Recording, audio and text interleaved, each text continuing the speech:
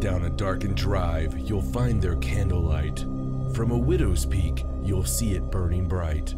Through the double doors into their dusty tomb, you'll feel eyes from paintings follow room to room. On the creaky stairs, you may think twice, as you tell yourself those bangs are mice. In the upstairs hall, you'll see shadows dance. There's a light from the candle, this is your only chance. You run and you cry as you curse this dark night, only to find at the end there's no candlelight. Instead, there's some headphones you put on full of fear. When suddenly it's every nightmare rolled into one that you hear. And it says, "Welcome to the Paranormal Sideshow with your host, John and Stacey Edwards of ParanormalSideshow.com. Hello and welcome to the Paranormal Sideshow. I'm your host, John Edwards, and joined as always by my lovely wife, Stacey. Hello. And we have been bitten by the bug. Yes. Not the paranormal bug. That one bit us years ago. We've been bitten by the bug of sickness. So sick. Oh yeah, so sick. This past week has proven the sickness and health part of the vows. Snotty McSnot Rocket over here has been sick and dying all over the house. It was bad. You could find her by her trail of Kleenex. I'm feeling better. Yes, I'm much better. Oh, shut up, you. I don't want to go on the cart. Bring out your dead. Yeah, it's been that kind of week. But the silver lining, there's always a silver lining. The silver lining is you lived. I did. And we are getting warmer. Yes, the weather. Oh, it's been so nice. The weather's getting nice. It's nice to feel like not have to walk outside and have a coat. Right. That's just nice. That is nice. And it helps everything. It helps commerce. It helps moods. It makes me feel good. Yes. Like literally makes me feel good. Feel better. Yeah, absolutely. So I don't know. It's been pretty nice. All except for the sickness. Yeah. That's the only thing that's kind of blown. And poor little Stacy, she gets so sick. when she does get sick, which is a rarity, she gets super sick. So it's been pretty rough, and the sickness has been all through the house as well. So, but hey, something else good. The newsletter launched. It did. The Paranormal Sideshow newsletter is out and good and ready for your consumptions. Yes, and there will be another one coming up in a couple days. Yeah, because it's a weekly newsletter. So that's how that works. Yeah. So hopefully you guys liked issue 1. It's going to be a collector's edition. And even though it's digital, it's still a collector's edition because we, instead of Disney, we're just going to erase it. So that's how we're going to deal with this. We're going to somewhere put it on a thumb drive, hide the thumb drive, and then erase it from the internet. Be like, how's that? How's that for vaulting? Disney, Funko, we got your vaults. Right. But anyway, good stuff. So we got all this going on. We got the book going on. If you don't have your copy yet, shame, we all know your name. We will find you. The book is so good. It's ready for your consumption. It's ready for your goodness and your love. You can go to Amazon.com and look up Till Death and Beyond. Just look that up, and guess what pops up? We do. Yes. All you have to do is put Till Death and Beyond in your search bar, and our book pops up, and it actually says Till Death and Beyond, and then it says Till Death and Beyond Edwards, because I guess a lot of people are looking it up like that. Right. That's a new thing. Not that I check it every few minutes. I'm just saying that's the new thing on there. But yeah, I'm getting a lot of people still sending me pictures with the book and in weird places, but still yet I'm getting a lot of pictures with the book, and we're getting a lot of people going to ParanormalSideshow.com and purchasing through there, so they get the message from us. Right. However you want that. Right. Whatever you want. Hey, I want Stacy to kiss this with lipstick. We actually do that with me as a joke. So just so you know, we still like to have fun with it. But no, we been sending out something like that. And all around, if you don't have it yet, you've been waiting, you got that tax money, first thing you need to do, well, you need to order that book. Not just for you, but it's also nice to send to people in your family who will be confused as to why you're sending them this book. Good gift. Yeah, it is a good gift. Good God, it's a good gift. It's one of those things. But, you know, we got the sickness, we got the newsletter, we got the book. It's exciting times. It is. All those things together makes for a lot of excitement. Yes. But with all that excitement, you know, we do have the book. We have all this stuff going on. And I just want to say, there is some other exciting things going on, as I always allude to. Now, I used to allude to this, and it ended up being a book. So give me a little bit of reprieve here, okay? So obviously, if I'm saying there's something big going on, then there's something pretty big going on, right? So this big thing, which you can all like connect the dots in your own heads, I know you can, because most of you do. Well, it's been getting very exciting. This hidden thing has been getting greatly exciting. So I need everyone to manifest this good stuff to continue for your favorite podcast here, because there is a lot of stuff going on. Now, you know what's going to happen? What's that? I'm going to turn it on and like Jim Harold's going to have some new TV show or something because everybody manifested their favorite podcast. Anyway, there's a lot of stuff going on. It's been going on for a couple of years. We've been working with some people and doing some stuff and all these things. And yes, I just tell you, me and Stacy are belly dancers now. And it's a wonderful sight. Once you get by the sheer magnitude difference between her belly and mine, it's still fun to watch. Tell you what, though, with the book, mesmerizing. It's mesmerizing. Oh God, it's mesmerizing, baby. Let me show you right now. Look over here. You see this, huh? You see that? Yeah. You can't stop it. You can't stop it. It looks like some big dude with huge cheeks whistling. But all I'm saying is, when you've got a book out, obviously people want you on the shows to talk, you know, because it's hard to do paranormal radio and have a new topic every day. So people, you know, are always looking for content and are like, oh, hey, they got a book, you know. And I'll tell you, speaking, I'm going to go really off the rails here. You remember David Weatherly, who just happened to be the first guest on our special Patreon edition of the show? Right, the Realm of Shadows. Yes, on the Realm of Shadows, which next month there'll be an episode 2 to that. But we were talking to him about his book, his new book, Silver State Monsters, right? Well, have you seen the cover that got released? He put the cover on Facebook. I did see that. For Copper State. For Copper State Monsters. Is that not the most beautiful cover you've ever seen? I love it. I honestly... That's my favorite paranormal cryptid cover I've probably ever seen. Oh, yeah, it's beautiful. Oh, it's awesome. It's awesome. Can't wait for that to come out. Yeah. Just thought I would throw that out there. But, you know, look, when there's a new book out, like ours, people want to, you know, have you on and talk about it. You know, hey, John and Stacy, we don't really know anything about you, but can you tell me some of the regular questions, right?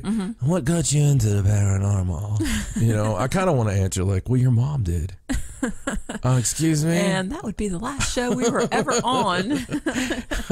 Why don't you go ask your wife what got me into the paranormal? I explained it to her 10 years ago. No, you need to say that. You need to be like, why don't you go ask your wife what got us into it?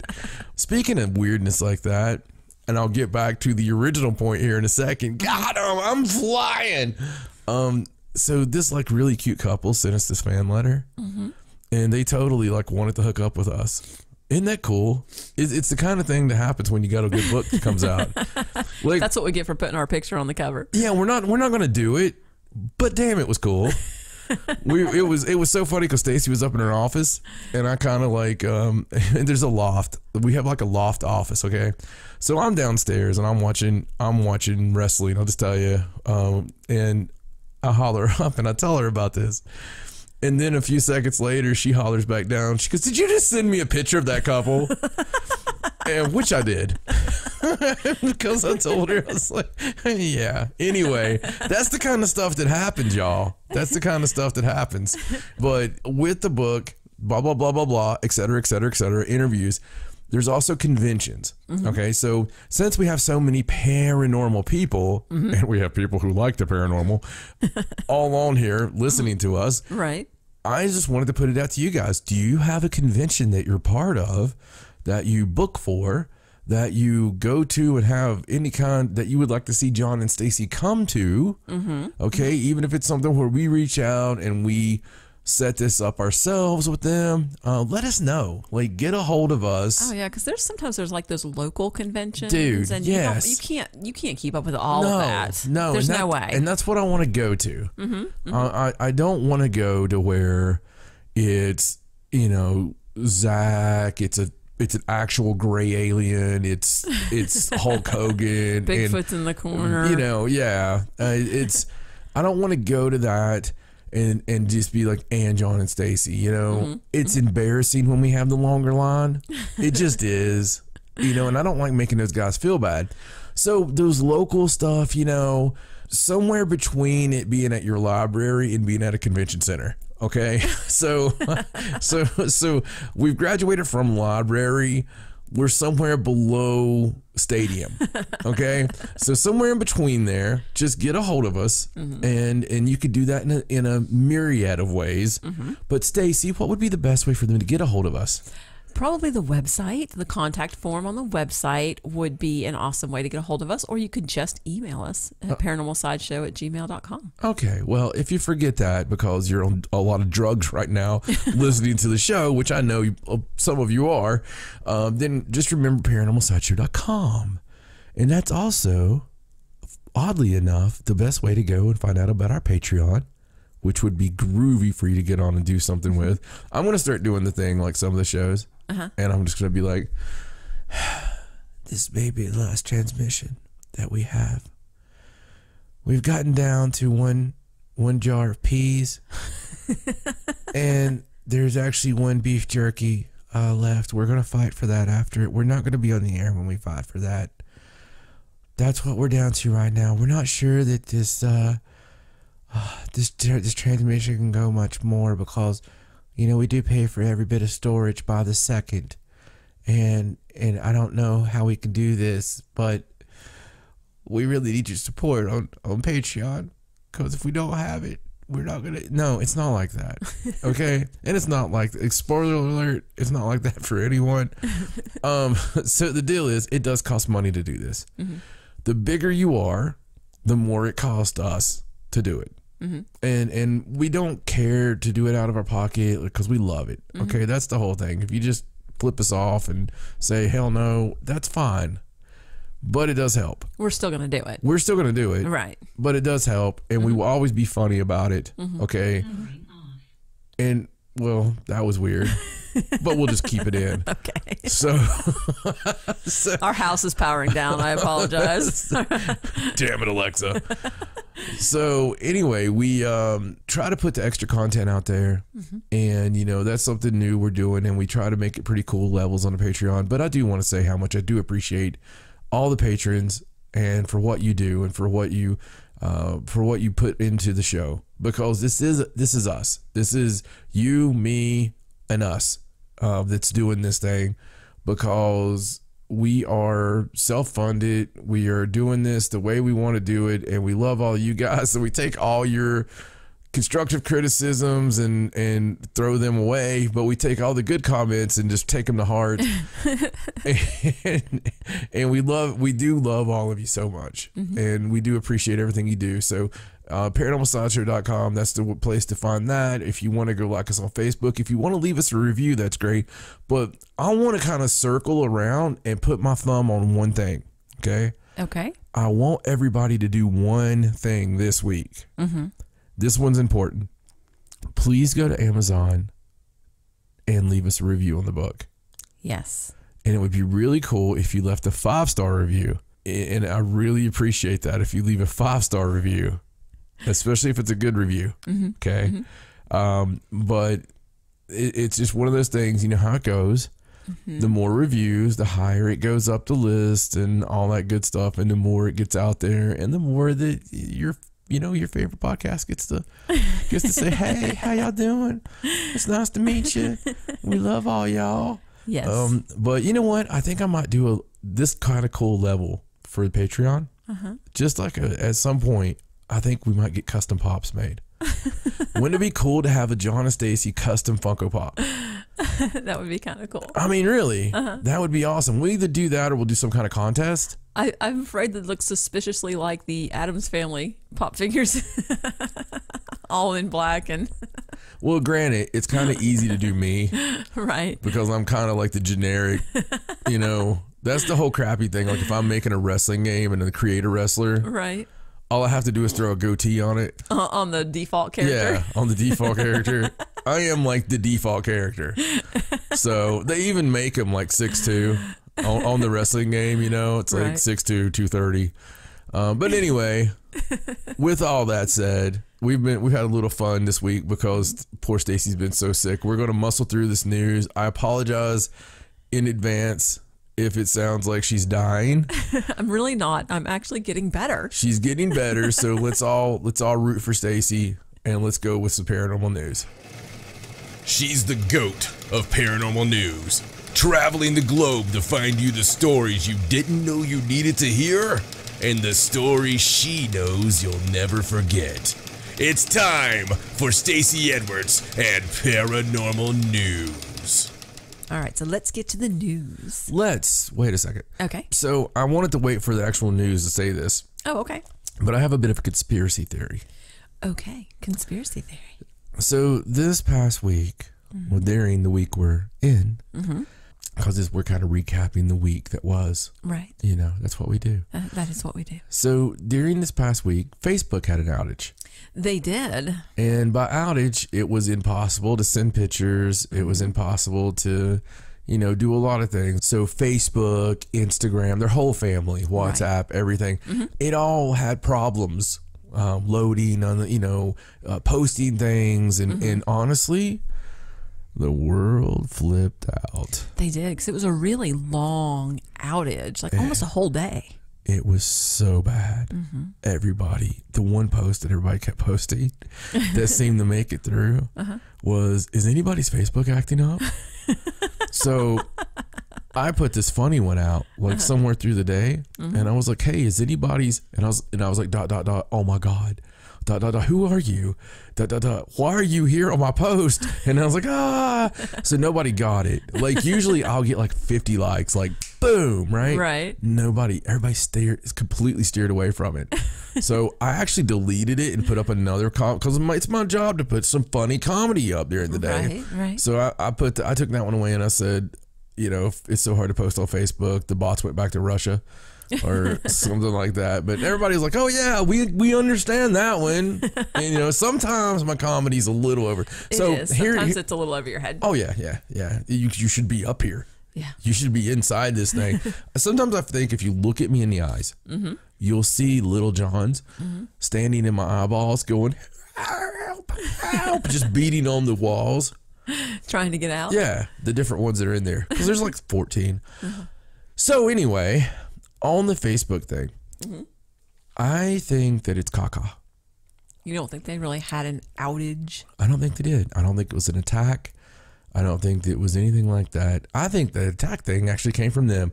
I think they were like, let's get out there and deny that it was an attack. So people think it's an attack? Yeah, so everybody will think it was an attack. Reverse psychology. Exactly. So in all honestly, if anybody goes look at the lady, you remember when they had him in front of Congress?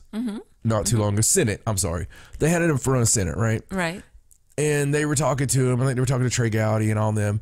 And Zuckerberg was sitting there. And remember how strange and weird, and I don't care to say it. Right. How freaking weird he looked. Yeah. Okay. I mean, he always looks but he looked weird. Right. And so if you look at the pictures, all right, and you look side by side, he's got like black eyes. Right. Okay. He looks like a gray.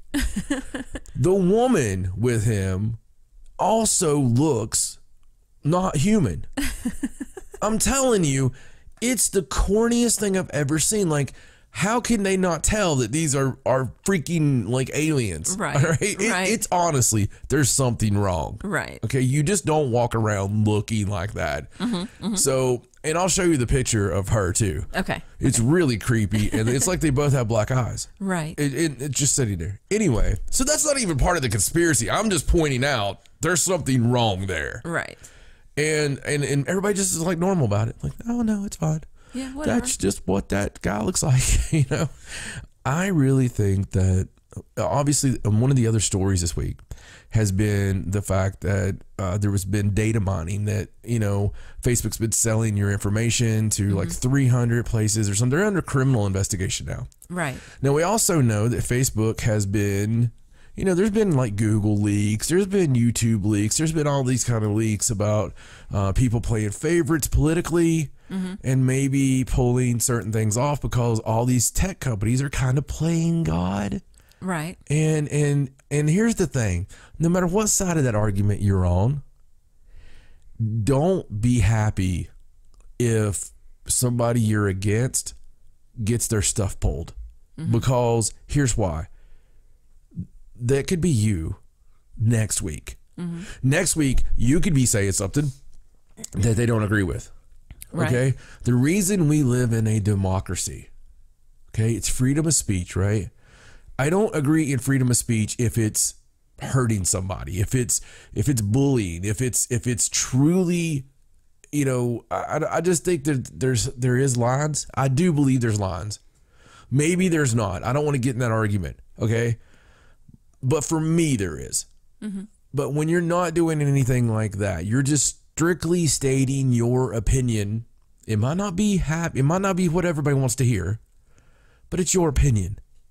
Stacy and I stay opinion free on politics. We put our opinion out there on everything else, but on politics, we try to stay, you know, Switzerland on that, because it's too divisive. It hurts people's feelings. We don't want you to have to listen to us and get triggered. But all I'm saying is, don't celebrate things like that, because it's scary. It's scary that these unelected, okay, people that we did not elect have the power to decide if you're going to be seen or not, or how high your post is going to go, or your conversation. Are you going to be silenced? Are you going to be completely deleted? Because guess what? In today's society, if I was deleted today from Twitter, and I was deleted from Facebook, and I was deleted from YouTube, I would be a ghost. As far as talking to all of you, and deleted from iTunes, okay, and all these places, the Spotify, all these places you listen to us from. Just imagine, you know, tomorrow if that happened, that's it. You're not going to hear us anymore. It's a beautiful age we live in now, because I could have a friend in Germany who hears everything we do. I could put a text out. I could put a tweet out. He sees it right then. We have information exchange like never before. But what could happen is that can be gone in a second. Okay, so they're under scrutiny on a lot of things like this. They're under scrutiny on doing things they said they weren't doing. Okay, and it's kind of funny, you know, and all tech sectors are kind of like that right now. Like the other day, the new Google alarm system for your home, it got busted with having microphones in it. And they were like, "Oh, that's a mistake. I don't know how that got in there." Seriously, that was their answer. Wow, like, how did all those microphones get? Yeah, into that they were like, "Oh, wow, that's really strange." We really didn't. That's really their answer. Go look that up. There's a mic. They had microphones in their home security system. It's everywhere. Remember, like last year, we had the TVs that were looking back at us, right? Well, we know they're still doing that. Right. Stacy and I do really wicked stuff in front of the TV now just to give them a show, because we know they're watching. We don't and try, listening. Yeah, we don't try to hide from any of that. We've got the smartphones, we've got all this stuff. We just talk to them sometimes. Like sometimes we'll actually have conversations with the CIA just because we know they're listening. And you know, we'll go through every list of all the words they look for, just to see if they pull up out front, because you get lonely sometimes. It's like Sunday afternoon, you're bored. It's like, hey, I wonder if we can see the van. All right, let's talk about this.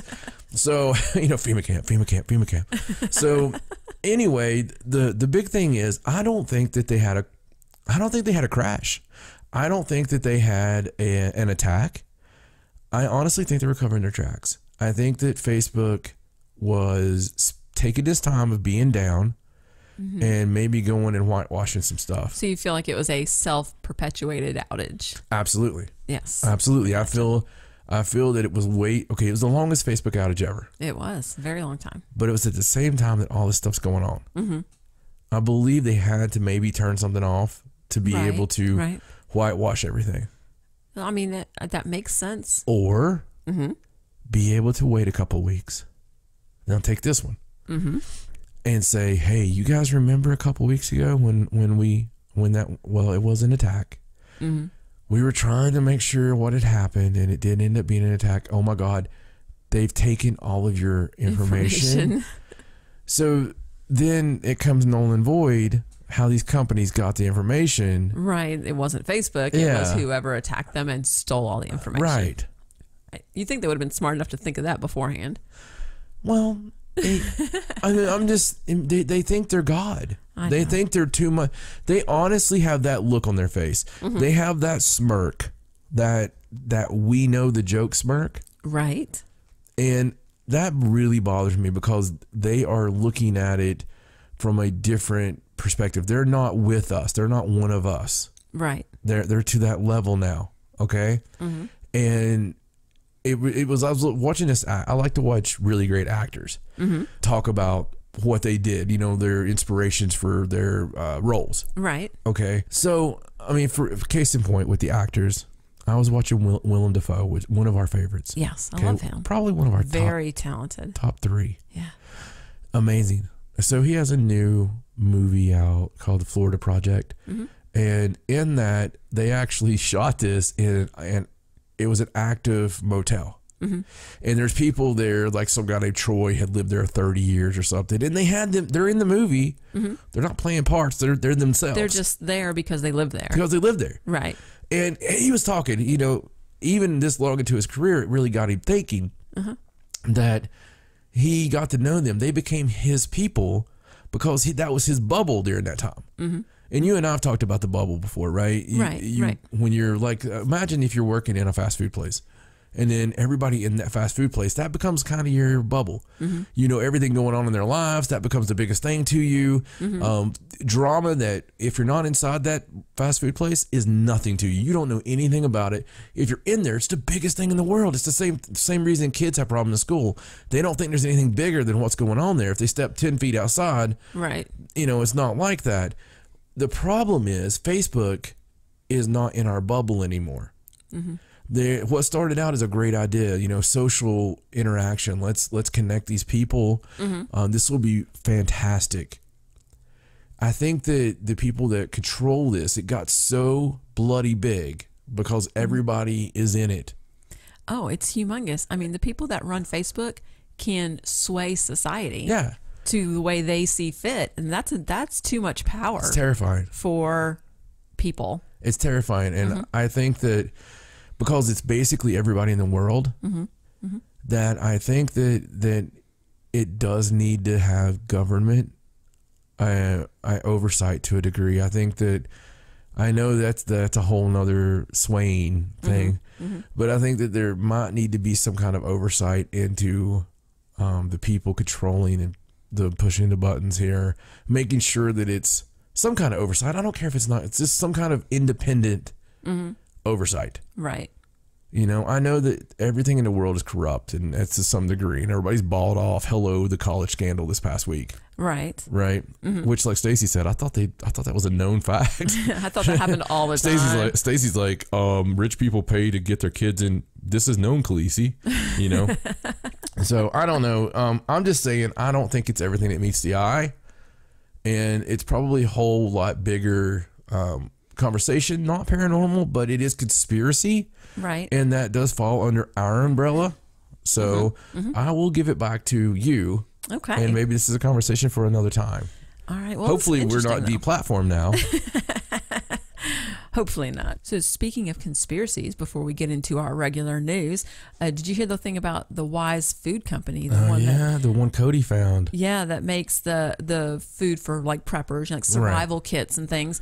So this story came out where, you know, they have a lawsuit against them because people are saying that they misled them about the food, that it's not as calorie rich and it doesn't last as long as was intended and that sort of thing. But it came out that during the proceedings that the company handed over highly confidential consumer data to the government. Right. I think to the tune of like 99,000 customers. So now the government has a list of all the people that like preppers that bought this food. Yeah. And, that's concerning. Yeah, it's concerning because a lot of preppers are buying it because of the government. Right. It's really, it's kind of like turning over your internet history to your wife. Well, it doesn't really make any sense either. Why would the government need a list of customers if there's just if the complaint is against the company and how they label and sell their food? What difference does it make to the government who bought the food? Ask questions to the people. And, maybe, but I don't know. Maybe they didn't think they could be able to get a hold of them because they're underground in a hole, Bunker. I don't know. It's very strange and very concerning that they, No, it is. When you buy something like that, you're thinking that you're going to have complete anonymity, and you're not going to have to worry about people knowing about that. I don't want people knowing my business with that. I don't want people knowing I have a whole back room full of guns, grenades, and freaking, stuff like that. I mean, it's nobody's business. You put that under a secret trap door for a reason. Yeah, exactly. Exactly, right? Exactly. You don't buy fake walls and you don't have that bird bath out in the yard that opens up to your Taj Mahal under the ground, Right. But it is troubling. And I don't know how true it is. I don't know. There's a lot we don't know about this. That's why it's not an official story. Right. Because these things tend to grow like Pinocchio's nose when it's, it could be a very common, normal reason. Right. It could be very innocent. Yeah. And very, natural process or whatever, but it's just something that... It's weird. Yeah, it's weird. That's how these things work, though. You have to really keep your eyes open at all times and just make sure that you think about this, file it away, and when you do buy your prep stuff, maybe make sure that they've not had any kind of dealings with the government a few hundred times. And that they're really sending you the amount of food you're supposed to be getting. Exactly. All right, well, let's get into this news. Lizette's. And I'm actually going to start with a different story than I was going to start with just because of what we've been talking about. Okay. Because this one is sort of on that conspiracy vein as well, and we'll just get all through that conspiracy stuff before we get into anything else. I showed Ariana Lost Boys last night for the first time. Did she like it? She loved it. She did. I couldn't sleep, and I could. Yeah, I couldn't sleep. So like 3:00 in the morning, I showed her Lost Boys, and just thought I'd throw that out there to everybody because Lost Boys I know is a favorite of the sideshow offs. Yes, it was a good movie. She absolutely loved it. Well, good. We're trying to educate her on all the classic. Yeah, we have to educate her on classic movies. All right. All right. So let's talk about the mysterious cloud of chaff. Do you remember that? Oh, I remember the chaff. And so there's been two stories so far. The first one was in the Midwest, right? And it went through the different states, and then we had Maine. the next story. Well, the second story was the East Coast, where it was in Maine and in Florida. Right. So now there has been another instance. Right. Of this mysterious cloud of chaff that shows up on the radars, and this one was over. Explain the chaff again to the people that may need to get caught up. So supposedly chaff is released by airplanes, military airplanes. It's supposed to be like a radar deflecting sort of substance, and they spread it around and do tests and things like that. They're not very open about exactly what they're using it for. Right. They don't let you know that they're going to do it. It's just something that recently has been appearing on weather radars. Right, never before. Yeah, it's not happened it was before. Very rare or whatever. And it looks like there's a severe storm in an area, but there's not actually any, bad weather. So it's very unusual. So this has happened now over New Mexico airspace. And this happened back on like March 5th and over beginning sort of west of Cannon Air Force Base. You get the first plume. It covered roughly 30 miles for a couple of hours. So just like the other stories, normally when they release chaff, it's supposed to dissipate and sort of just break up fairly quickly. Right. And what's made these incidents unusual is that it's sort of held together and just moved as a big cloud. Right. And this one, after a few hours, it crossed the state line and moved over into Texas. So another really strange occurrence. The article that I read, they talked about how they watched the skies for aviation activity to see if they could kind of tell where the plane was that released it. They could not ever see a plane, but of course that sort of thing's not tracked. It doesn't track military aircraft. Right, so if it was a military aircraft, they wouldn't have seen it. They did listen to a lot of the air traffic, like radio. They didn't hear any mention about it. And they reached out to Cannon Air Force Base, but they haven't gotten back to them to say whether or not they had been doing exercises or that sort of thing. So it's just another one of those weird instances in a long line of things that make you say, is this something new? Is this something? Well, the first time we had it, I made the point of be careful because maybe it was something we caught that we've just never looked for. We didn't know to look for that. Right. So maybe somebody, just wasn't looking for it, happened to find something that was fairly common. Right. And I was said, beware, because now that you've caught it, you'll catch it all the time. Right. It's just the way things work. And it's like when you're looking for something in a picture and you finally find it. And then every time you look at the damn picture, you're going to see it. There it is. Right. But that was then, this is now. Okay. That was my warning of beware. Now, I will say this. Because of that, I've really paid attention to it. And obviously covering up that much space for that amount of time in the locales they're doing it at. A lot of military bases, a lot of things there. And honestly, it appears that they may be trying to cover up some kind of UFO. One thing I noticed I thought was weird too is the areas are all different. If you notice, they've hit every different climate area of the United States. The Midwest, Maine, Florida, now out west, New Mexico. So it's all these different areas that don't really have anything in common. Right. And, where different climates. Right. And where it pops up on weather, meteorologists look at those every day. Right. So I don't know. It's very strange. It is. I mean, there's a lot of schools of thought there you can go with, but I've got a little issue with it now. At first, I really leaned more toward this is probably a natural occurrence. And we've just happened to see it and everybody's going to be up in arms and all this stuff. But now I kind of got to go with, there's been a lot of weird stuff going on lately, stuff that we don't talk about on the show. There's so many sightings in the air with video type sightings where you're going to see, like, it's hard for me to get on here and do a news story saying, well, there was this sighting, it looks pretty cool, I'm going to describe it to you now. I mean, like it's a NASCAR radio show or something. It'll be like, okay, Stacy, they're coming into turn 1 here, and it is a white light. Obviously, it doesn't look like any kind of plane here. Okay, it's turning around. Look, it could look like a Boeing plane because it looks like it's on fire, and it's turning up here, and you'd be like, yeah, that's right, John, and now it's going to the sky. Oh, John, it flickered. It flickered. So it's hard for us to describe that. We watch all of them. We see all of them. Here in the past couple of weeks, there's been a very interesting piece that was caught from space, and it was 3 triangles. And they were caught above the atmosphere in space going underneath this camera, and it was amazing. It's amazing. Some really cool stuff, but there's been a lot of weird things happening. There's been a lot of weird atmospheric things happening. There's been a lot of people that I've talked to has also been like, I don't feel right. No, I don't feel bad, but I feel a weird energy.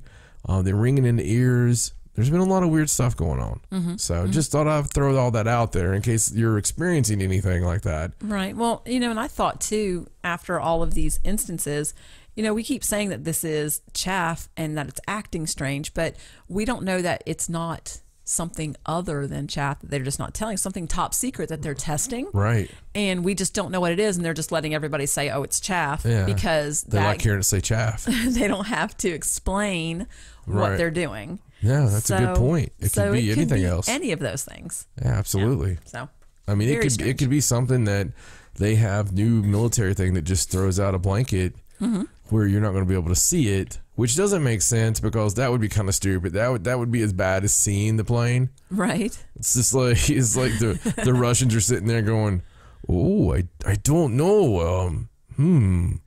Kachok, looks like a big ball of something."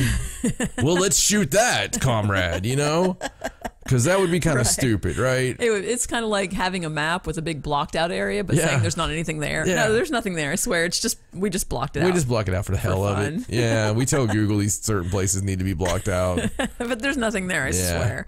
It's a bunch of blow up dolls. All right, well, let's move on away from the conspiracies. All right, now. yeah, very, very serious here starting out. Yes, all right, so let's talk about these scientists that have brought back to life some woolly mammoth cells. You dirty bastard. You dirty bastard. You just had to do it, didn't you? You had to do it. Oh, my God. Well, it's not as bad as you think. These particular scientists, their research that they published detailed how some well-preserved woolly mammoth cells have begun to show some activity. We finally really did it. You maniacs! You blew it up! Oh, damn you! God. How very appropriate. Just saying. That's what's always in my head. So, you know, back with my band, actually before we were Dead Level, we were Dead Man's Hand. Back that long ago. That's a long time. I was writing songs all about clones. Like there was I had a song called Clone. I had a song about woolly mammoths. And seriously, it was when we first were doing this, talking about woolly mammoths, and the whole thing was a dystopian song about a dystopian future. It was a short story I wrote about just innocently, oh, let's do this and bring it back, and you know, and then it just started a whole heaping helping of crap. Because we didn't need it here, you know, natural selection, bitches. All right, he didn't make it. All right, no reason to bring him back. I don't like false finishes like that. Well, I do love false finishes. It's a wrestling term, but I don't like them in the timeline here. Right. This is a bad idea. I agree with you. I think it's a bad idea. But this particular scientist that published this report said that the cells began to show signs of biological activity after they were implanted in mouse cells. But he claims that the damage to the cells from the elements was very profound, and that they are yet to even see any kind of cell divisions, and that they're very, very far from recreating a mammoth. However, despite this man's comments, a man named George Church, who is a Harvard and MIT geneticist and the co-founder of CRISPR, is trying to bring the mammoth back by using gene editing, which is a totally different thing. And they're using Asian elephants and trying to do a gene editing thing to somehow resurrect the mammoth, which is a different thing than what this scientist is doing. It's like we've got this part of it. We're guessing on this other part. Right. Based on what we know about something that looks kind of like it, we're guessing on it. Right. They're just taking mammoth genes and kind of introducing them to the Asian elephant, hoping that it will fill in the gaps and they'll be able to create this mammoth. So it's two different approaches. The first guy is actually trying to recreate and bring back to life an actual mammoth, you know, by making the cells come back to life. So, you know, I don't know. The whole idea of doing it is just a bad idea. I'm telling you, I had a cousin that was in special forces, and we've talked about him before because he probably still listens to the show if he's alive. And he was, you know, he was the one that's like, Little John, I got to tell you about the alien. Gone. Yep, never heard from him. Gone the next day. And nobody in the family knows where he's at. But anyway, he was one of the ones that used to say, if you hear about it, or you hear about him talking about, wouldn't this be cool? Then it's already made. Yeah. That they've had it. They're just trying to slowly introduce you to it. It's just like when we found out about the SR-71. It had been around for like 20 years or something. These things, when you hear about them, I'm very weary of the fact that it's not already been done, because you got these places that you can have these rogue elements. So you have, like, you know, you can't tell me that China has one guy they pay just to stand there with his middle finger up in the direction of wherever the United States is. He stands at the door and they're like, Wong, still got it up? Still up, sir. You know? And while they make everything that we wouldn't allow to be made because they want to be technologically ahead of us on everything, which, you know, congratulations, they are. If you look at what's going on in China right now, go look at some of their cities. You know what? I spend hours and hours and hours watching documentaries. I just do. It's something that gets me off. I like to watch documentaries. I like to learn. And if you watch some of the ones on China, you're going to see all this Australian materials, raw materials, people going over there and building these cities of the future where these tube trains stop in your building and you can get on and go straight to work and all this amazing. And they're building at such a rate that they have entire New York sized cities that are empty because they've just built them waiting. Right. And, you know, so places like this where you've got this element of we don't care what you think is right. Right. We're going to lock this off. We're going to give our citizens a report card.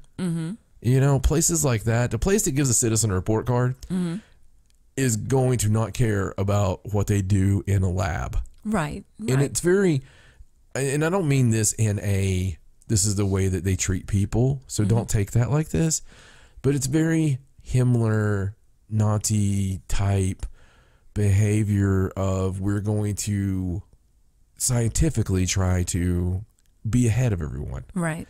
At any cost, right? And maybe that's unfair because I don't know what they're doing. So I will step back off that a little bit with the fact I don't know what China does. I'm just using this as an example because they're so competitive. Right. I can see them as being ones who would be already having a woolly mammoth park. Right. That we don't know about. Yeah. They've got them there somewhere. And the only thing, it scares me on the precedent of it. It scares me that we're actually looking for these things and we get so excited when we find something intact. Because you know they want to do that. You know that they've got the DNA codes. They've got the ability. If you have the ability to do it, it would be very hard when all you've done your whole life is study these creatures that you can't actually see. It would be very devastatingly hard to not create one. Right. If it was possible. The problem I've always had with human cloning or with creating these things and bringing them back is you're once again playing God. And I believe you're screwing with something that we're not meant to screw with. I don't believe we're supposed to have clones. Right. I worry about that. I'm a ghost hunter. So you know what I believe in? Souls. Okay?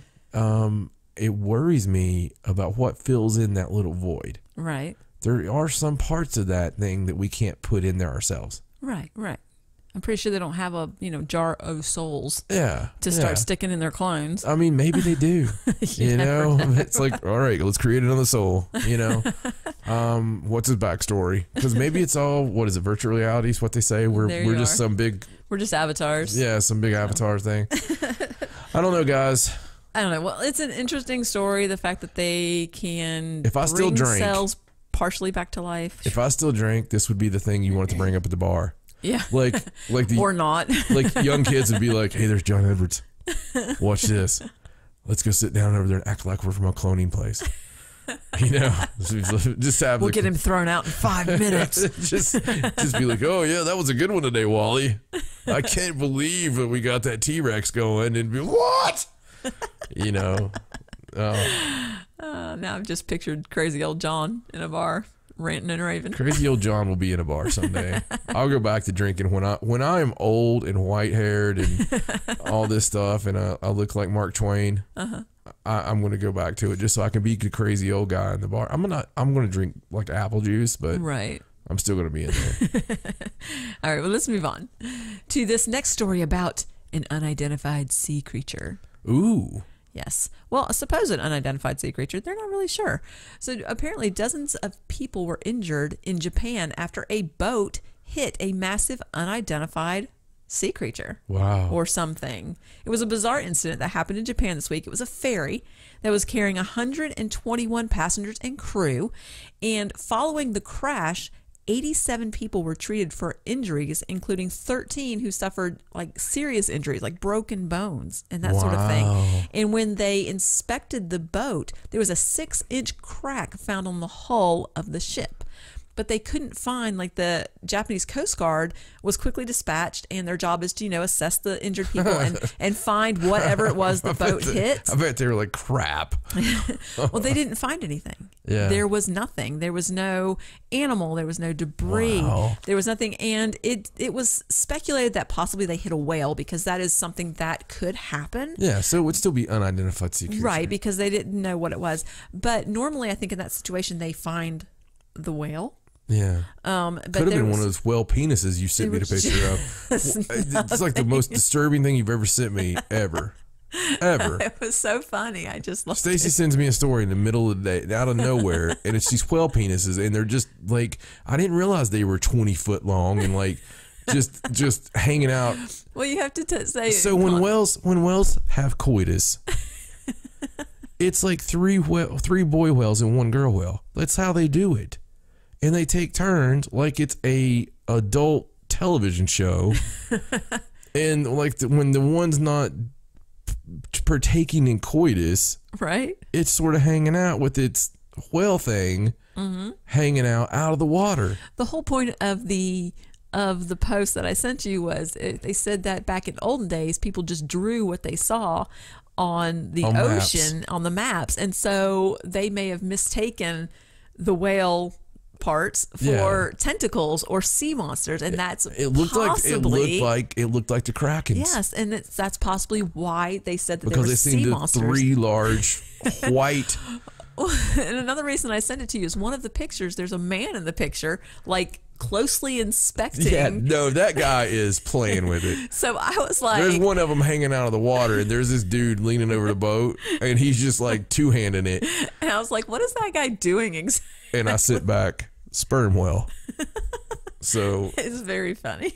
yeah, no, you would have to be there, but yeah, go Google that. You would be amazed. Like, I was already like impressed with elephants, but I didn't know if that was a true story or not, but I thought the whole thing was just funny all in together. So I thought it would brighten your day in the middle of your work day. I have to tell you this. So I know you might know, you know this already. You've been with me forever. So I like taking pictures when I was a kid. Okay, and back when I was a kid, I had like a 110. Was that what the camera was? Like a it was like a 110 or 115 or something like that. It was a long. Thin. And you put the film in it. Yeah, you put the film, obviously. Thanks, Stacy. Well, some people might not. I mean, anyway, younger listeners might not realize. So yes, you put the film in the camera, but it was like this long, thin camera, and it had this little thing you pulled back and you looked through the lens. Right. So I love taking pictures and getting them developed. It was like I love it. I still love photography. And we would go to the zoo, and when we went to the zoo, I would always just take pictures of animal members. And so whenever we would get the film back, I remember my parents being so disturbed because I had all these pictures of like the elephant one because it was out, and I'd have pictures of like, everyone, and I had pictures of what the monkeys were doing and all this stuff, and I'll never forget. I'll never forget it. I'll never forget the conversation. I just remember the conversation about especially the elephant. Right. Like, why do you have so many pictures of the elephant? Well, it's funny because you'd have to take your film to get developed. And at that time, the person developing the film looked at the pictures. Oh yeah. Oh yeah. They totally thought I was some kind of vet. Yeah. I'm sure they thought you were a vet. But anyway, interesting story about the boat that hit the sea creature that we don't know what it is. Yeah. Well, there you go. We had a lot of serious stories. And this is serious stuff. You know what? You just educated people on old school maps. There you go. Yeah. There you go. Yes.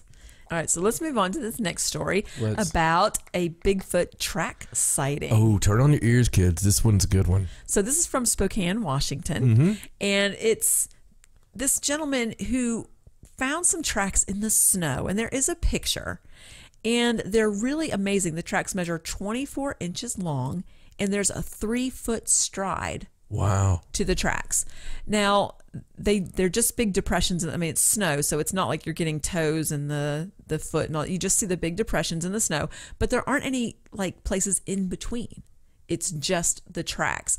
So he feels like that it is possible. He's not saying it's definitely Bigfoot tracks, but he's hoping that they could be Bigfoot tracks. And obviously, Washington, you're in the area for it. Oh, yeah. Yeah, you're right there.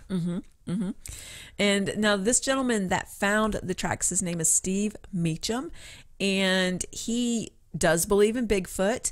He feels like he has seen tracks before, Bigfoot tracks before, and he was contacted by some Bigfoot hunters who plan on investigating these particular tracks before they go away. Do we know how deep the snow was or anything? The article didn't say how deep the snow was, but when you look at the picture, it's pretty deep. You can see that. I was just wondering if there was any chance of there being mud. I don't I don't know because my estimation, I don't have the picture in front of me right at the moment, but it was several inches. I would say 6 or 7 inches. I've seen the pictures. The pictures are amazing. The pictures look like it would be very hard to fake this because you would, without not disturbing the other snow. Right, like without making the marks in between. So it's very strange. And this article was really interesting. It was talking about some of the history of that area of Washington and some versions of like the Sasquatch legend that were recorded back as far back as 1840. And it talks about a Protestant missionary named Elkanah Walker who visited some natives that were living, some Native Americans that were living near the Spokane River. And in his diary, he wrote about talking with these natives, and he said that they believe in a race of giants which inhabit a certain mountain off to the west of us. It says their track is 1.5 feet long, and that they steal salmon from the Indian nests and eat them raw like the bears do, and that if the people are awake, they always know when they're coming near because they have a strong smell that's really intolerable. Right. So it's just that whole thing we go back to about, obviously all the Native American tribes had this legend, it's always and the this same. one was recorded by this missionary, as a direct story from those in that area. The story's always the same. I mean, it's always the same. Now, the Cherokee seem to be a little bit more advanced with the giants because they traded. Right. They left it out for them to take, and the Bigfoot brought them special things, medicines or hard to reach herbs and all this stuff. So you've done this with me for a long time. Right.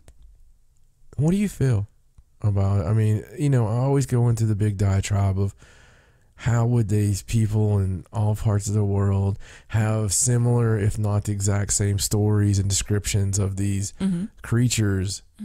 What do you feel About Bigfoot? Yeah.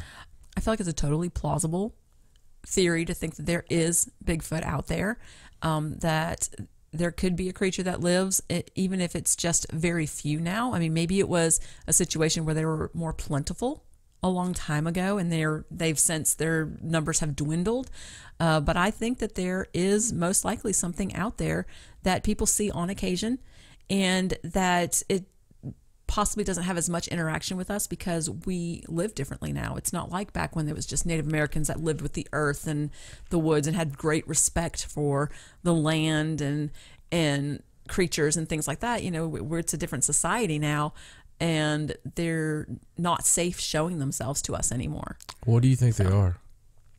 I'm not really sure. I haven't made my mind up on that because I don't have enough evidence in any direction to decide what they are.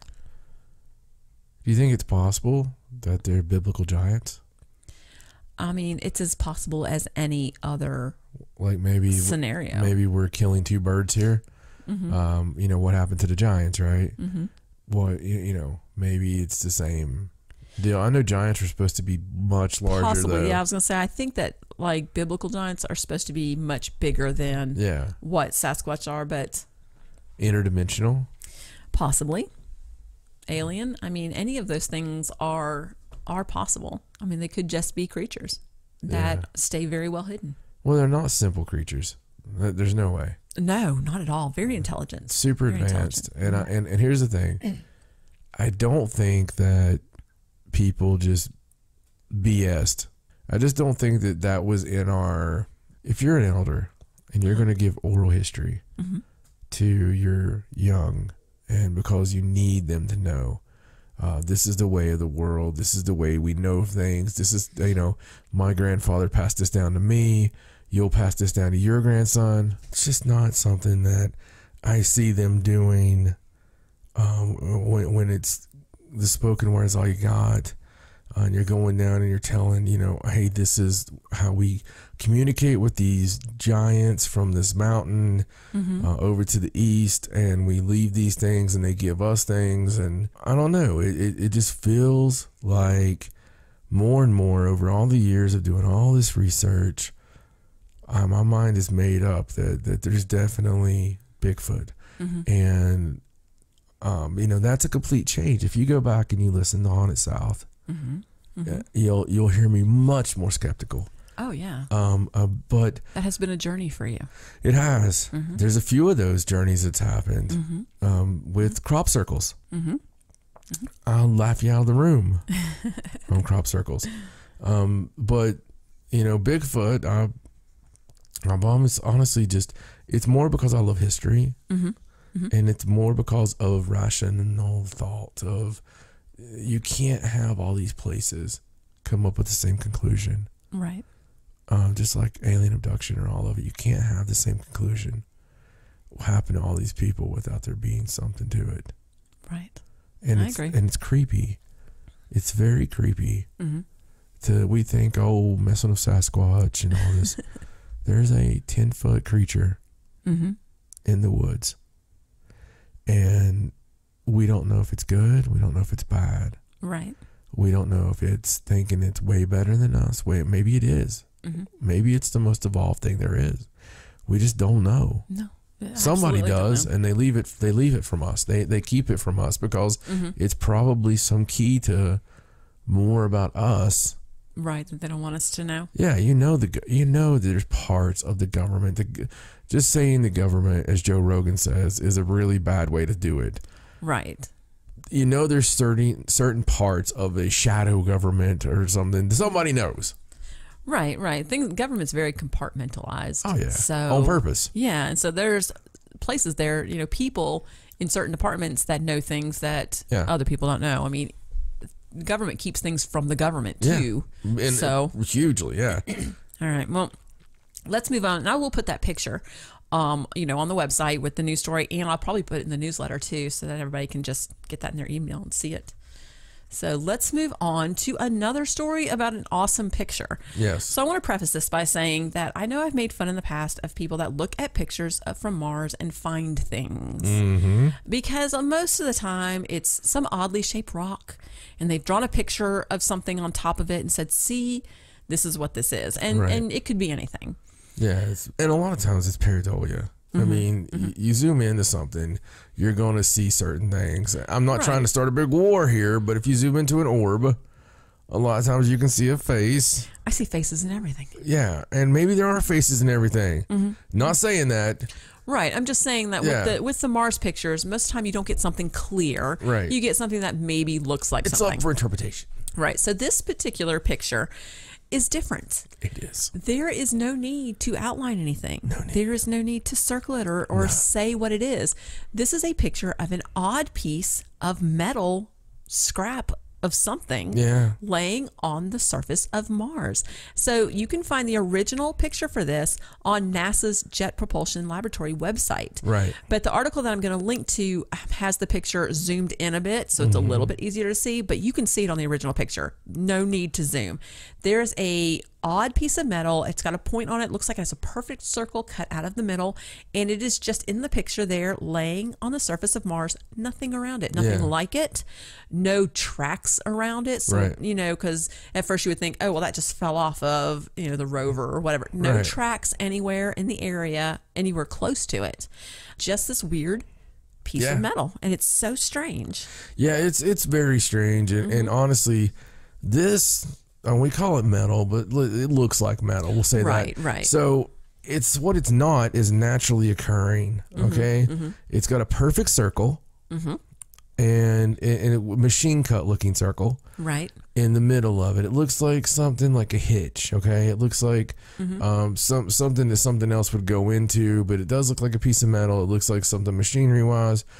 It's not apparently off one of our things because there's no tracks again, and it does look partly covered up as well in the Martian dirt. And the thing is, this one's really awesome, and there's two pictures. There was one earlier on, and it was one of the ones that was like, oh, that's weird, but it was still kind of a circle. And but then this other one is one of the highest caliber pictures you can have, and it's a really broad scale photo as well. Now, it's one of the things, like I was talking about a while ago, once you see it, it's the only thing you'll see in that picture, and it's weird because it's almost dead center of this big picture. And you zoom it in, and if you zoom out, it looks nothing like any of the other rocks. It looks like nothing like that, and it's very incredible. So it got me really curious to go back again and look at some of the really cool things they found, other than like the face on Mars, right? Everybody remembers that. Right. And then there's all the debunking videos and stuff like, well, let's look at it from this other shadow angle. I don't care. It's still cool. And then there's things where it looks like there's structures.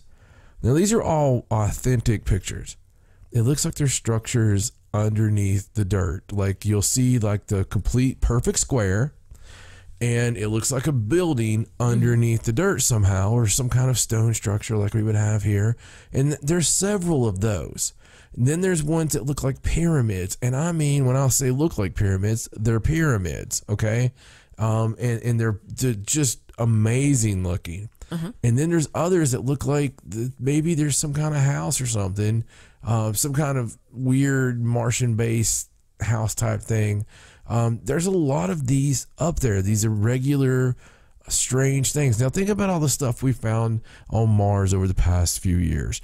Things that were not there, things that were not supposed to be possible. Hello, water. Right. Water was the big thing that was not supposed to be part of anything, but now water's all over the damn place. It's like, well, there's probably water in caverns. There's water here. There's frozen water. There's all this stuff, right?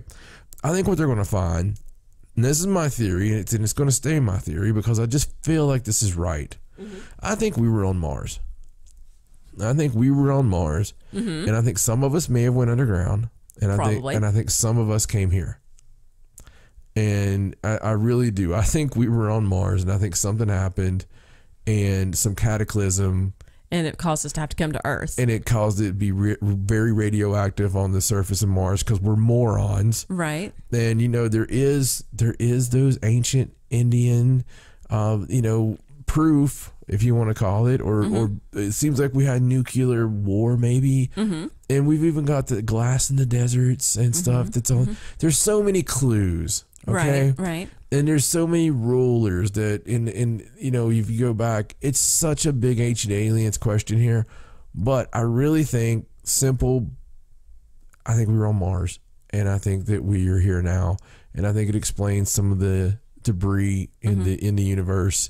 That something happened. You mentioned that famous like face on Mars and how they supposedly debunked it because they showed high definition pictures and it's just like valleys and it's the way the light shines on it. But I just thought, what if that was what was meant? Yeah. What if it was meant to look like something from far away? Yeah. And they did that on purpose. Right. Because Right. No, I got you. Yeah. I got you. And I don't know. There's so much out there. I mean, they're just it's so interesting. It is. I always go back to everybody used to see a bridge on the moon. Right. Until everybody saw it blow up one night. And then, it's like something that's in history. Right. And nobody talks about it. Nobody talks because it's hard to find that stuff. But every now and then you'll come across it. And I don't know, man. There's so much out there. It's just so much cool. There's just so much cool, it's so much fun to talk about it and think about it. The only thing I don't get into is the no space thing. Right. I have a problem with that one. Yeah, there's space. Yeah. Earth is round, and there's space. I know we strive to not trigger people. Right, but that doesn't mean you have to agree with everybody's thoughts. No, I know, and I strongly disagree with the flat Earth. And it's okay if other people want to believe in that. That's they have their reasons. I think it comes from almost an indoctrination, a self-indoctrination of watching so many hours of somebody explaining to you on a YouTube video, but only using the facts they want to present. Right. So they're building and molding their opinion of this without giving you the full story. So this is why our argument on this being on this yellow dress actually being purple. This is, let me give you all the reasons for that. But I'm not going to give you any counter reasons because I'm just trying to convince you. Right, of my point of view. Right. Exactly. So I believe that you self-indoctrinate yourself into this belief system by getting interested in something sometimes and going so deep into it, but not seeing a counterpoint. Mm-hmm. And I think if we would really slap people back, when I was a kid, it was a joke. It was oh yeah, I remember back when we thought the world was flat. It was like, that was like the joke, right? Right. And now, and even when it first came out, a couple of years ago, when people first started talking about flat Earth, right? There was like one video or something, and people just thought it was like a little mild talk, right? Mm-hmm. I think that when that happened, that none of us took it serious. Like, we were just like, oh, that's funny. Mm-hmm. Somebody made a flat Earth thing. And then it just starts snowballing. It just starts catching on, it just starts. Sometimes I hate to hear something mentioned in a little way, because it's that thing I've talked about with universe. Right. It's just like the fact of sitting on the couch in 2000 and coming up with these ideas for shops. Right. And that's the first time I ever figured it out. Mm-hmm. I remember we used to sit there with our friends, and we'd be like, it would be me, Eugene, and Misty. And I like this is a stupid one, but as seen on TV store. Mm-hmm. I was sitting there, and all these as seen on TV things were coming up, and I was like, hey man, you know what'd be cool? An as seen on TV store that just all it sold was all these stupid as seen on TV products. Right. And then it was not like 2-3 months. Mm-hmm. There was an as seen on TV store like in Gatlinburg. Right. And I know that's a dumb one, but it illustrates the point. And I'm sure other people have had that happen where they've sat around and they've thought up an idea and been like, wouldn't it be cool? Or I could really use something that did this. And then, a few months later, they just happen to find that thing, or Absolutely. It's done. I believe that there's universal muses. Mm-hmm. And mm-hmm. I believe that maybe, they talk about there being this one universal knowledge. Mm-hmm. And we all sort of pick off of it. And some minds connect to it, mm-hmm. and some don't. Right. I believe, or at least they don't knowingly connect to it or whatever. People may try to get into it or whatever. Mm-hmm. I believe it's true, and I believe that to a certain extent. I believe sometimes it's time. You were talking about maybe the face on Mars was what it was intended to be at the time. Mm-hmm. I believe sometimes it's time to have things. Right. Okay? And so the idea comes out there, and maybe I'm supposed to build a tower. Mm-hmm. Okay? Or maybe I'm supposed to start a TV show. Mm-hmm. And I have this certain idea for a TV show. Mm-hmm. But it comes to me all of a sudden, now what can I do at that point? I can either really try to get it developed, mm-hmm. write it down feverishly, really jump on this idea and be like, all right, I'm going to champion this idea. I'm going to champion this thought. I'm going to contact people. I'm going to try to get this done. This is the greatest thing ever, can really change the world. Right. Or I could sit there and smoke another joint or something, you know what I'm saying? And Right. I don't smoke weed. I'm just being an actor right now, thinking about somebody else. Right. But, I could sit there and ignore it, mm-hmm. and just let it pass. And it'll pass. It doesn't hurt to let it pass. Right. But then what happens? You see it a couple of weeks later or a couple of years later. Mm-hmm. And it happens all the time. I believe that things are supposed to happen. Certain things are supposed to happen. And these muses or whatever, this is given out, and it's either your choice to grab it or not. Right. And that's, I want to be the grabber. Mm-hmm. I have to watch what company I say that in.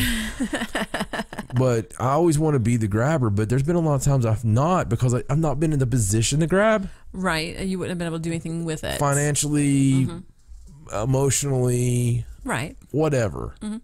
But, it's interesting because I've seen this happen, and I wonder if anybody else notices things like this. Maybe. Or have had it happen. Have noticed that it's happened to them. That's an interesting question. Anyway. All right. Well, let's move on. So let's do a somewhat like a mysterious boom story. So this is two different stories of some odd occurrences around seismic events, booms and weird sounds. So the first one happened locally here that I noticed, and it was back on March 11th, and it was an earthquake that was recorded in Scott County, Virginia, and there was a lot of reports of loud booms and explosions. Yeah. So that's really weird because even though there was a small earthquake, normally you don't get the booming and the audible sounds with that kind of seismic event. Right. Virginia is not an area for very strong earthquakes. I mean, this was just a mild tremor, but it was really strange that people were, reporting the weird, mysterious booming sounds. Well, it's also strange because there was a 3.3 in Tennessee last week as well. Mm-hmm. And there was the giant sinkhole in Kentucky over the past week. Yeah.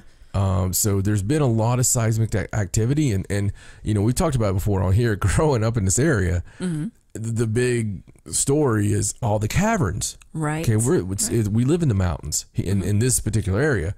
So you always hear about, well, it's so many caverns. And I know there's caverns. I had friends that would be like, well, you can get in this one here and it's like 20 miles and it'll like link to Bristol Caverns, Yeah. And it really does. Mm-hmm.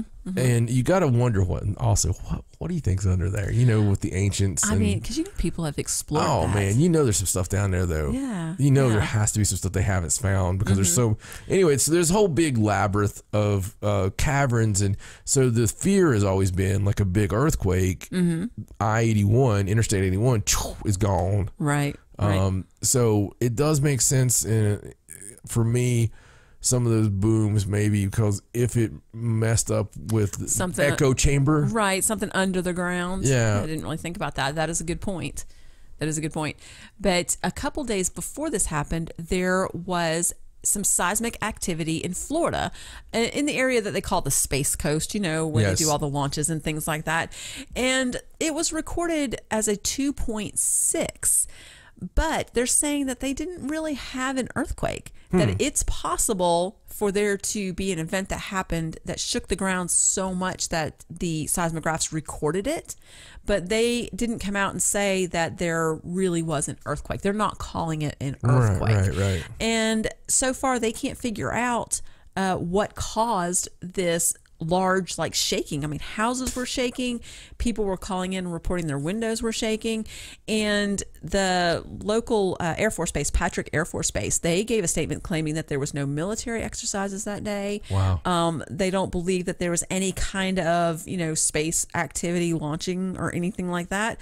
Just really unexplained, and nobody's even trying to explain it.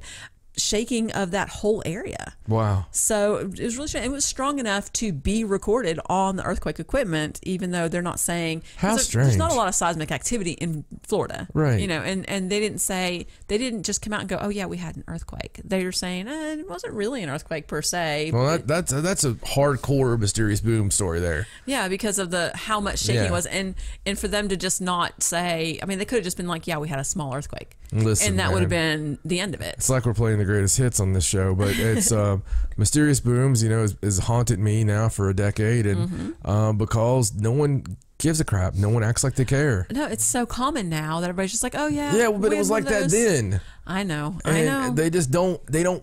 I mean, and even the people who house shakes. This is so infuriating. So you're sitting here, and it's like. Huh? Did you hear that? Oh my God! Let's run outside. Let's look around. Oh crap! I think the house shook. Look, the dog fainted. All this stuff, right? Right. So you come inside. You wake up Rover, and you make sure the foundation's not cracked or anything. You talk about how weird it is. You try to look on Scanner Food to see if they're, on Facebook to see if there's anybody mentioned it. Right. Oh, look, Ed and them talked about it down the street. Look, Sally talked about it down the street too. Maybe you watch your local 6 o'clock news or. Yeah. And then maybe on the news, they'll be like, well, we've asked local authorities and they have no idea on it. They're going to look into it further. And then it goes back, back to you, Jim. Well, Ernest, hope we hear something back about that. In other news. And that's the last time you hear it. That's the last time you hear it. Now, there are literally thousands of these stories that I've watched. I've watched them all. I've watched every local story that there is available that I know of all those little pins, if you look at a map and you see all the pinpoints, I guarantee you I know the story for that area. Because Mysterious Booms have driven me insane. Mysterious Booms is my mashed potatoes on the plate, making the freaking thing, because it really bothers me. And it doesn't bother me as much about the booms as the people that are not pitchfork and torches going to the Capitol right now and just being like, we need to know about the booms, Mr. President. We need to know about the booms. And holding up the dog. Look at my poor dog. He's fainted 48 times, you know. It just really bothers me that we don't care. That maybe we care, but then all of a sudden, and it's done. I can only assume that something during like one of those mindless shows that I don't watch that most of the world does, you know, maybe there's something in there. It's like, forget the booms. And it's just that I don't watch it, you know. Maybe it's one of those either award shows or like the judge, like the America's Got Talent. So I don't watch any of those. So maybe Darren knows, you know, Simon or whoever. I don't watch them. I don't know if they're on there anymore or not. But all of a sudden it's just like, oh yeah, that was really good. That was really good. I really liked that. I pissed my pants and I pushed this golden buzzer, and don't worry about the booms. And excuse me?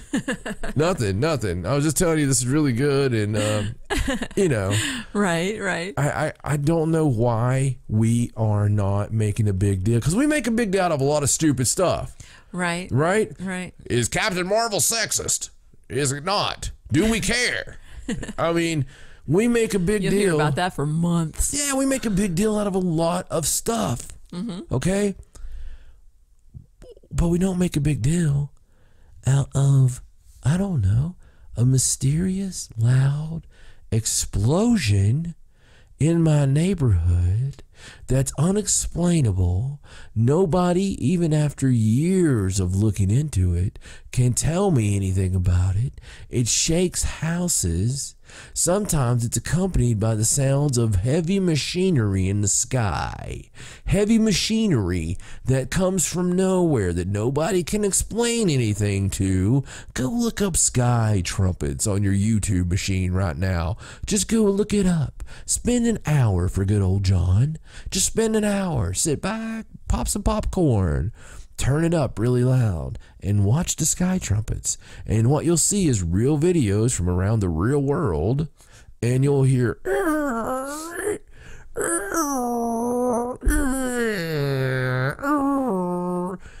and it sounds like, it don't sound like trumpets. It sounds like maybe there's an invisible large metal force field scrubbing against another metal force field. And it's horrendous. Okay. But there's no explanation. They can't explain it. They can't explain the booms. They can't explain the sky trumpets. They can't explain this stuff to us, nor do they try. So what does that fall under? You know, what is that classified as? Well, that falls under the same thing as UFOs. As this amazing thing that happens to tens of thousands of people. You either see it, or you know somebody who's seen it. Presidents have seen it. Governors have seen it. Military, pilots, everyone has seen it. World War II, the Foo Fighters, not the band, Know Your History. You know, all this stuff, they've seen it. Ancient times, it's been visited. People know about it. Then you look at alien abductions. Once again, like Bigfoot, like everything else we're talking about. It's real all over the world. People don't know each other, had the same experience. They see the same crap. The same stuff happens to them, and it's right under that same thing, right? With the Bigfoot side, it's just right under that same thing with all this stuff going on, right? All this stuff that happens that's huge, big, gigantic. They don't give us answers. They pretend that it's not there. They make Hollywood blockbusters about it, but they don't put it on the nightly news. They don't pretend. I mean, they pretend that it's not. Obviously, it's something crazy, right? Obviously, it's something we're just imagining, right? How pissed off do you think the person who has been probed, how pissed off do you think the person who is absolutely sane of mind and has been ridiculed in their life because they came out and said what happened to them. Okay? They said what happened to them. And because they've got it out there for us not to report this stuff. And now we don't even care about this boom. We don't care about these sky trumpets. We don't care about this stuff. I know you guys do because you're listening to the show. You know, you're woke up. You're awake. Not everybody's awake. We're allowing these people, whoever it is controlling this stuff, whoever it is feeding us this stuff, giving us this mindless entertainment, we're allowing them to dictate to us that we're not going to take this seriously. We're not going to make a big deal about it. We're going to let it continue to happen. Guess what? I have experienced the sky trumpets. I have heard this happen myself after being amazed by it. I've experienced the UFO. I've experienced, I won't even throw spirits into this. It seems like everybody's okay with that now. Like, oh yeah, we all know ghosts are here, because they're not hiding anything from the ghost. There's nothing there they're hiding. They're hiding something with the UFOs. They're hiding something with the UFOs. They're hiding something with these mysterious booms. Mark my words. These things happen out of nowhere. They're hiding something. Mm-hmm. And this is big, and it needs to be big. We need to quit forgetting about this and make it a big deal. And hold on a second. Let me move my soapbox.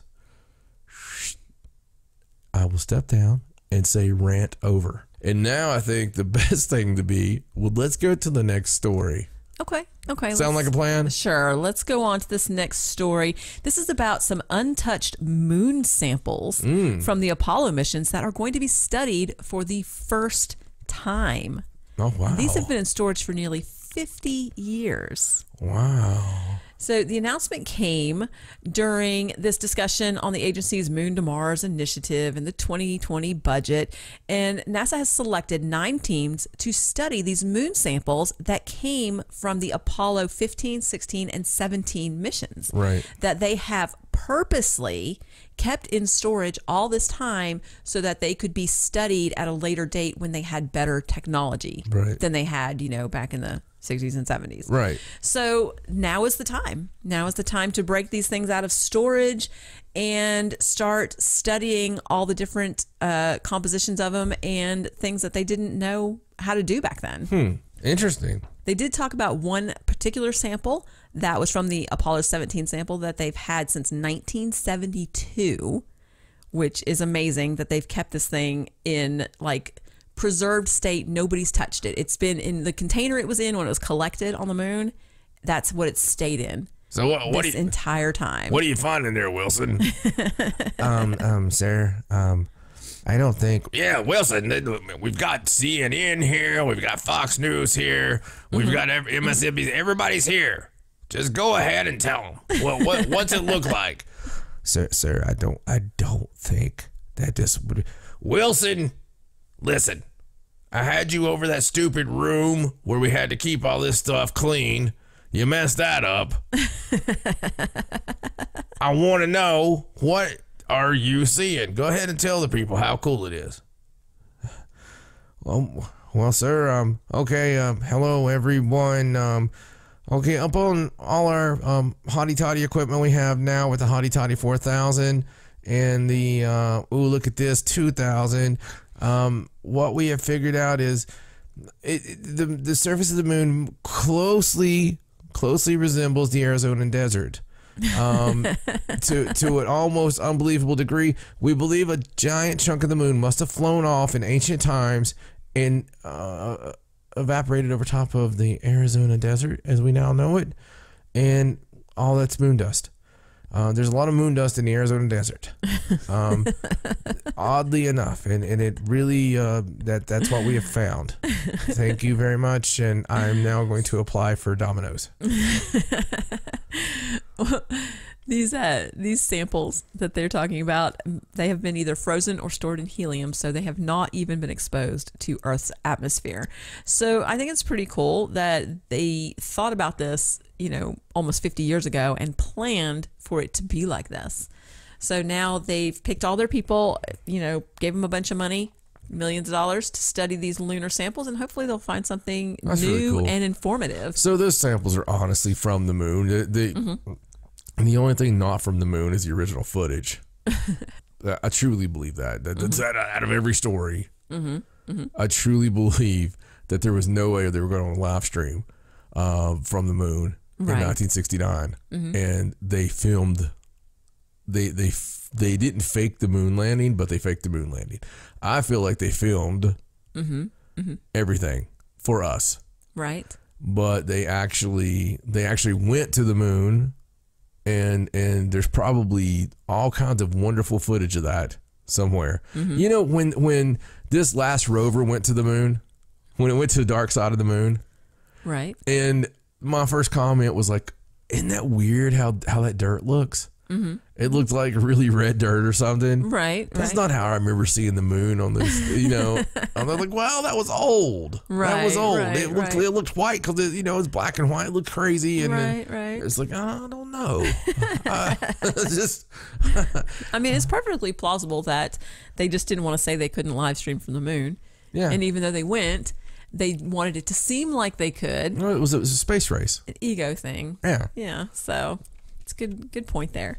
All right, well, let's move on, and hopefully we'll get some more information about those cool lunar samples that they've had for, almost 50 years, and I don't know if they'll learn anything new, but, maybe. How funny would it be if it come back and it says it remarkably...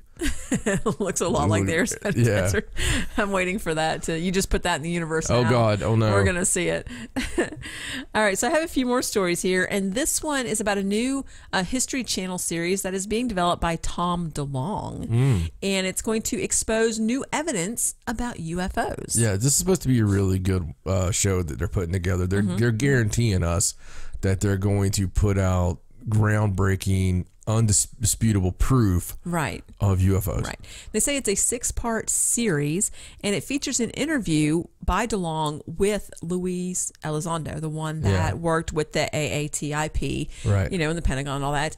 And history did come out and say that this is not a UFO hunting show. Right. It's not a UFO show like that. That it is a, more like a presenting evidence kind of show, and they're hoping that it provokes a cultural conversation about unexplained phenomena and lets people, draw their own conclusions about what they're seeing. Yeah. So hopefully, I'm looking forward to it. I'd like to see what sort of things they have to talk about that they haven't already. Well, there's been a lot of smears. There's been a whole lot of smears against To the Stars. Even from the community. I don't know if there's been trolls put there. Right. Or what, but I've noticed a whole lot of hate ever since this first started toward Tom DeLonge. Like, a lot of people were just like, oh, hey, and I don't get that. I don't understand that. I don't understand I don't care who you are. If you come to us and you're like, hey, I'm a male stripper, but I ended up finding these tapes. And in this old lady's house I was stripping at, and right. I'm sorry, there's a little bit of whipped cream on them, but just don't mind it. It's an alien autopsy, know. I'm going to look at that and be like, damn, thanks, Yeah. I just think that let's give it a fair shake. Let's watch this thing. We watched some god awful stuff, guys. I'm telling you. Let's watch it and at least give it a chance. Exactly. And then we'll decide after it comes out. So there wasn't a date in there of when this might air. Probably but they developed or something. Yeah, they are developing it, and I am looking forward to it. So that'll be interesting. So this next story is about the Nottingham catacombs and how they're going to be opened to visitors for the first time ever. Wow. So there's this really cool festival. It's called Cave City Festival, and it's in April this year. And as part of the festival this year, their newest addition is the fact that you're going to be able to tour these catacombs that have never been opened before. And it looks so cool. I was looking at the article for this festival, all the things that they have going on, because there's caves that run all under, this labyrinth of caves that run all underneath Nottingham. And that's, like Robin Hood's cave and all the history. And they even have a cave escape. Oh, wow. Game where you do like a room escape, but it's in caves. Wow. Doesn't that sound awesome? That sounds the whole really thing cool. sounds awesome. Well, this particular area is under Church Cemetery, but it's actually better known as Rock Cemetery because of all the sandstone caves. And you'll be able to go and sign up to take a tour. And the only difference is they start, it's kind of a climbing tour. Like normally they would start at the top and take you down through the caves. This, they're starting at the bottom. They're going to do a whole history, take you in through the parts that people are not normally allowed to go in. And as you climb up, they'll stop and give you the history of all the different areas of the caves. So it sounds really, really awesome if you live in that area, if you're planning on doing that festival. Man, I'm sure there's so much history. Like, I'm sure there's so outlaws and stuff throughout time, or like cults and... Oh, yeah. There was one, I think there was one area that they claim was rumored to have been part of an ancient Druid temple. Oh, wow. And that sort of thing. And there's one area that's also going to be opening up for the festival. It's called Mortimer's Hole. It's under Nottingham Castle, and it's been closed to the public since summer because they've been doing like some transformation projects, some work on it. And I thought that was really strange. I had to look that up because I didn't know what Mortimer's Hole was, but it's like an entrance to a cave where they captured a man named Roger Mortimer, who was supposedly the lover of Queen Isabella, and he was captured there. So they call that Mortimer's Hole. Yeah. I suppose that's where the gang went in and got him. But that is an area that has been open in the past, but is Sounds like reopening. Mortimer's Hole was actually Queen Isabella. Unfortunately, yes, unfortunately. So, and for anyone that doesn't want to actually do the tour, they are going to set up a virtual tour where you can just go up in the top room and see it all virtually if you don't feel like you can, climb through the caves and that sort of thing. So, but sounds really cool. Yeah. Let's go. Yeah, I love like catacombs. Can you just imagine the history? Yeah. In all, we were talking about the caverns and stuff Yeah, here, but no, I love it people, going through those, but all of those were all dug out for reasons. For some reason, the caverns are always really cool to me, man. Like, there's some in the Middle East that they found that people actually lived there, and it's near Göbekli Tepe. But there's some that go down, and like it's so crazy how many people live there, and they're like, why did they do this?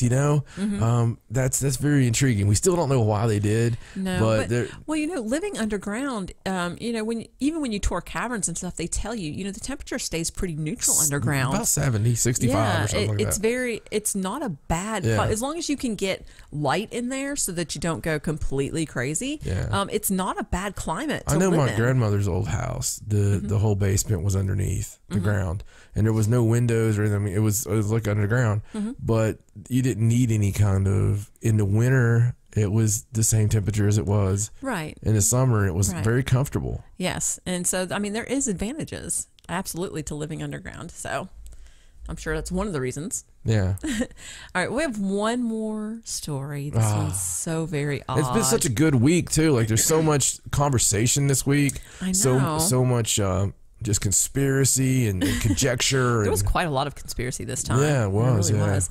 So this is a story about a Stockton man who was caught on camera pouring diesel fuel on his neighbor's doorstep, like and trying Stockton, to California? light it. Was it Nate Diaz? It wasn't, surprisingly. But I ain't surprised, demons. he claimed that he did it because he was trying to get rid of a ghost. So he poured gasoline on there. Well, not just regular gasoline. He poured diesel fuel. So this family, they have one of those doorbell cameras. Yeah. And it was the middle of the night. It was about 2:30 in the morning. And, like the alarm went off, like that somebody walked by. But they didn't check it because that happened with insects. Like normally bugs would fly. And so they they're were in Stockton, California. God knows. So when they went back later to check the video, they saw their neighbor whose last name was Pham. And he appeared to be pouring fuel all over the front door before trying to light it. And in the video, he was panting very heavily and just didn't seem like he was in his right mind. And when the fire department and the officers arrived, of course, they arrested him. They found approximately 2 gallons of diesel fuel was poured there. And they did tell the family that if it had been regular gas, that he would have lit the house on fire and probably killed himself as well, as much as was, all over the place. But I suppose diesel doesn't just ignite like that. But the woman of the house told the news place that Pham told the police that he saw a ghost and he was trying to get rid of it, and that he didn't have any problem with the family. He wanted to apologize to him. He just really was trying to get rid of this ghost that he saw at their house. So what was he doing to see the ghost at their house? I guess he's a neighbor, so I suppose he was looking over at their house. He's like, I was at your daughter's window. I was looking in, and the weirdest thing, I saw this ghost look at me. I was really freaked out. I got my clothes back on, and then tried to burn it down. I mean, it's really crazy. This is questions. Okay, was he on bath salts? Well, they do say that he is a known drug addict and that he does have mental health issues. And this isn't the first time that he's rang their doorbell. Like, he's been seen on their camera ringing their doorbell like crazy and pacing back and forth. See, now the mental health issues, it always rings a bell with me. Now, this is crazy. Okay, great story and all that stuff. But it does bring up this article. I know I sent you this article. And it wasn't for a news story. Right. It was because the mental health issues are a big deal to me. And I've talked about it before on the show. Right. I've asked before, how many people are locked up in mental health facilities that are actually possessed? Right. Or have seen spirits, or have spirits talk to them, have went to someone they trusted and said, I'm hearing voices. And it's terrifying to me because if you tell the wrong person, okay, now we believe you can hear voices. Right. And we could believe that you can hear voices from spirits and good and bad. But it was a very interesting story I sent you from a psychiatrist. And if you want to elaborate on that. Well, it was an article that he had written about how he had been doing the work for so many years. I apologize, I don't remember how many. Yeah. But over the course of the years, he came to believe that not all mental health sufferers were suffering from mental health issues. He went from being a skeptic and thinking that all schizophrenics or whatever, were just sick, to believing that some of these people were actually being controlled or, tormented by demons of some sort, that they would tell him that these voices were saying things that there's no way they could know that were saying. And he said even to the point where he would go see a patient that he had never seen before, and the patient would say, the voices told me not to talk to you. Right. And he pointed out a lot of things that we really believe, things that we know to be true about demons, that they don't want you to know what they're doing. So when he started catching wind of what was happening and starting to believe that, these were demons sometimes, I'm not saying in every case, but, a lot of the cases, then those people would start being violent and not wanting to talk to him and not wanting to let him treat them. Can you imagine how much a demon would love to have you locked up? Absolutely. So it could have you forever. And it talks about feeding on your distress. Yeah, well, a demon's ultimate goal is to be in a human body. I mean, because they hate us because they can't be. Right. And here they are, locking them up. Now the problem is you also become an enabler here. You gotta. It's a fine line. It is. And it's a very sensitive discussion because of mental health is a sensitive discussion. It really is. It is. But I also get very sad every time I go by. One of the towns I work in, # Bruce Wayne job. I drive by a high security mental health place with the barbed wire and everything. And it makes me so sad because I think about the thousands of people in that facility. And I think about how many of them were thrown away. 50 years ago, I could take you down and say, my wife is voting wrong. She's obviously distressed. She's not, seriously, it was bad. Right. Horrible. Right. And the treatments, even 20 years ago, were not the greatest in the world. So there's a lot of people thrown away, lumped together, all this stuff. It's just, that was very interesting to me because of that. It's a weird discussion. It is a weird discussion. And you have to think too, something he pointed out about, I think part of his article was talking about how the demons do it a lot because they feed on your, like I said, on your distress. Like they feed you thoughts. They make you overanalyze things you've done. They feed you your guilt and your, they lie to you and they tell you things. They make you worry about things. And that's sort of where they get their energy, all that negative energy that you produce. And, and he pointed out, how long does that have to go on before it creates an actual mental problem? Yeah. So maybe sometimes these people do have mental problems because this has gone on for so long that it's just created its own vicious cycle. I love it when a professional, a skeptic professional, does something for so long that they become a believer. Right. And it all falls under what? Seeing the same pattern, right? Exactly. Seeing the same pattern. I think our next book should just be called Patterns and just be about everything we're talking about. Probably. Well, I'll link to that story at the end. I know we didn't bring it for actual news, but it is an interesting read, so I'll link to it so that everybody can check it out. Maybe everybody can see it when they go to the Paranormal Sideshow newsletter. Oh, yes. I can Wouldn't that be there. neat? Anyway, thank you for the news. It was beautiful. You're welcome. All right. Well, this has been a very interesting show. This has been a little bit of everything, and Stacy has soldiered through it. What you don't know through the power and mystery of editing is she actually had an alien pop out of her throat at one time. I fought him back with a cough drop. Oh my God. She hacked the lung and in the floor, and the lung took off running somewhere. We'll have to find it later and skewer it. But I will keep this short, sweet, and simple, but I do want to share something with you guys. So you're all like family to us. Absolutely. We love all our listeners, and we love bringing you all this stuff with you, bringing the show every week and the newsletter. We have something very family related going on for the next couple weeks. So we are going to bring you as much content as possible with the newsletter and, this and a that. A here and a there. Whatever we can come up with, we might be able to come up with something. We'll see what's going on. But our Ariana is going to be doing something very special that she has to get done, and it's a procedure that we have to do, and it's a big deal. So all your positive thoughts and prayers would be much appreciated for Ariana over the course of the next 2 weeks. They know no worries, nothing life threatening. It's life improving because she is facing something with her spine, and it's we're going somewhere to do something that's pretty experimental, but they've had great results.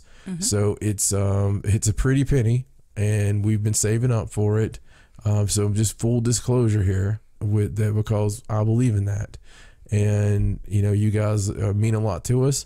Just wanted you to know that as a family, we're going to be going through this. And hopefully here in a few weeks, we've got new and improved Ariana 2.0. So, yeah, the thoughts and prayers would be very much appreciated over the course of the next couple of weeks for little Miss Ariana Edwards, Ghost Girl Ari. And because that's where all our love and our thoughts and our prayers are going to be, supporting our craziest member of our family. Believe that one or not. But for my lovely wife, Stacy, my name's John. Buy the book, So Long from the Sideshow. Good night.